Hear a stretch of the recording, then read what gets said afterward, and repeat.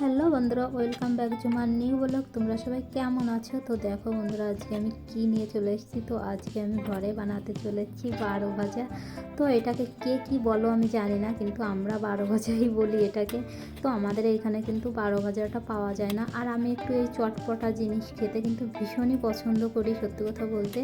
তো বাড়িতে মানে বারো ভাজা খেয়েছি 1 বছরের বেশি হয়ে গেছে কিন্তু। আর এইখানে যেহেতু এইসব জিনিস পাওয়া যায় না, তো ভাবলাম যে মানে হঠাৎ করে আমার মাথায় বুদ্ধি এলো যে বারো ভাজাটা তাহলে ঘরেই বানিয়ে ফেলি। তো দেখো, তার জন্য নিয়ে নিয়েছি কি আমি পেঁয়াজ, কাঁচা লঙ্কা, ধনের পাতা, আর হচ্ছে একটা সিদ্ধ আলু, আর ওই যে বাটিতে কিছু মশলা নিয়ে নিয়েছি, শুকনো লঙ্কার সঙ্গে মানে ভাজা মশলা গুঁড়ো করে নিয়েছি। তো এইগুলো আগে কেটে নিই, তো তারপরে তোমাদের সঙ্গে দেখা হচ্ছে আবার।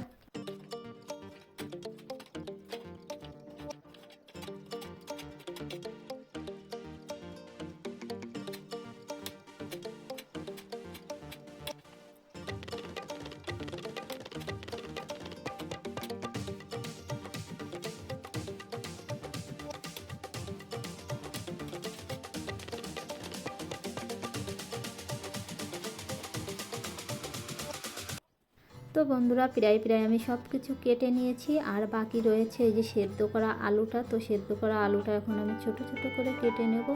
তো এই বারো ভাজা করার জন্য কিন্তু আরও অনেক কিছুর দরকার ছিল। কি করব বন্ধুরা, কিছু করার নেই। মানে আমাদের ঘরে তো নেই, আর দোকানেও পাওয়া যায় না ওই জিনিসগুলো। মানে কটা চানাচুর যদি হতো আরোই ভালো হতো। তো চানাচুর আমাদের ঘরেও নেই, আর দোকানেও এইখানে পাওয়া যায় না। মানে এইখানে তো বাড়ির মতো চানাচুরটা পাওয়া যায় না। তো যে চানাচুরটা পাওয়া যায় ওইটা মিষ্টি মিষ্টি লাগে, কিন্তু সেটাও দোকানে নেই। তো আমার ঘরে যা যা ছিল সেই জিনিসগুলো দিয়েই আমি বারো ভাজাটা মাখাচ্ছি। তো প্রথমে ভেবেছিলাম যে কাপটার ভিতর দিয়েই মাখাবো, তো এখন ভাবছি যে কাপটায় কিন্তু ধরবে না। তো মনে হচ্ছিল যে একটু কাঁচা লঙ্কা কম হয়ে যাচ্ছে, তো তার জন্য একটু দিয়ে দিলাম।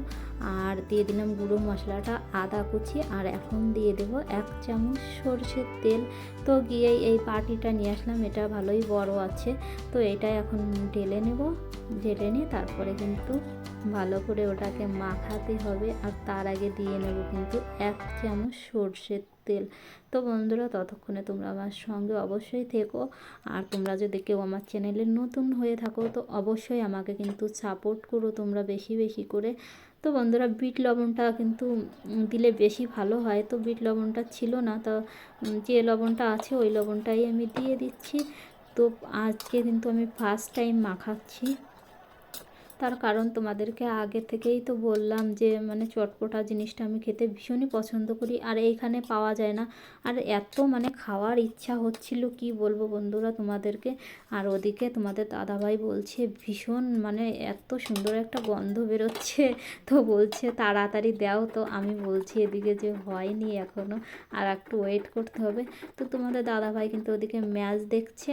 এটাকে ভালো করে মাখিয়ে নিই, তারপরে তোমাদেরকে দেখাচ্ছি কেমন হয়।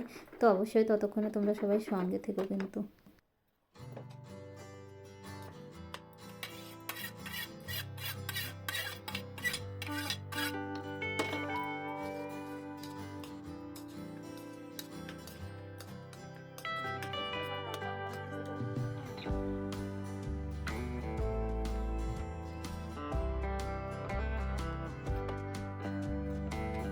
তো দেখো বন্ধুরা, কত সুন্দর মাখানো হয়ে গেছে। আর ওদিকে তোমাদের দাদাভাইকে বলছি একটু খেয়ে দেখো কেমন হয়েছে।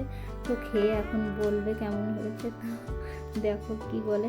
তো তোমাদের দাদাভাই বলছে কিন্তু ভীষণ স্বাদ হয়েছে। তো বন্ধুরা, ফার্স্ট টাইম বানিয়েছি, তো আমি কিন্তু ভাবতেই পারিনি যে এতটা ভালো আমি বানাতে পারবো। তারপরে আবার যা যা মানে এর ভিতর মানে দেওয়ার দরকার ছিল সেই সব কিছুই কিন্তু মানে পাইনি আমি। তো ঘরে যা যা ছিল সেই সব জিনিস দিয়েই বানিয়ে নিয়েছি। আর সত্যি আমার মনটা একদম ভরে গেছে। কারণ প্রায় বলতে গেলে 1.5 বছর পরে আমি কিন্তু খাচ্ছি। আর দেখো বন্ধুরা, তোমরা হয়তো দেখে বুঝতেই পারছো কতটা সুন্দর হয়েছে। তো তোমাদের দাদাভাই কিন্তু ওইদিকে বসে কিন্তু ম্যাচ দেখছে। তো বাই বাই সবাইকে, ভিডিওটা এইখানেই শেষ করছি বন্ধুরা।